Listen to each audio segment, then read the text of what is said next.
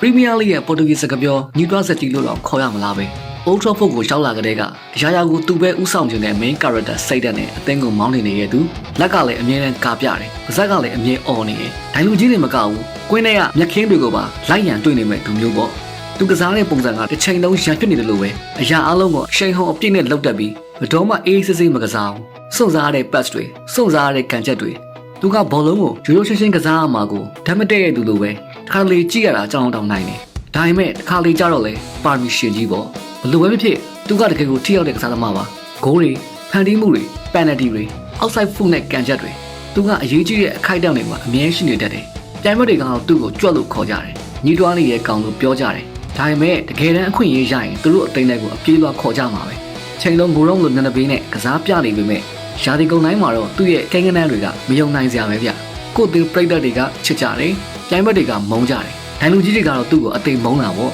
Bruno Fernandes ဆိုတာ Permission တဝက် Drama Queen တဝက်နဲ့ Premier League တမိုင်းမှာအထီးရောက်ဆုံးညီးတွားသူတယောက်ပါပဲဒီလိုစိတ်ဝင်စားစရာကောင်းတဲ့ဘောလုံးအကြောင်းအရာတွေကိုနေတိုင်းကြည့်နိုင်ဖို့ကျွန်တော်တို့ရဲ့ Edge of the Pitch Channel ကို Like and Follow လုပ်ထားပေးဖို့ပြောကြားလိုပါတယ်ကျေးဇူးတင်ပါတယ်ခင်ဗျာ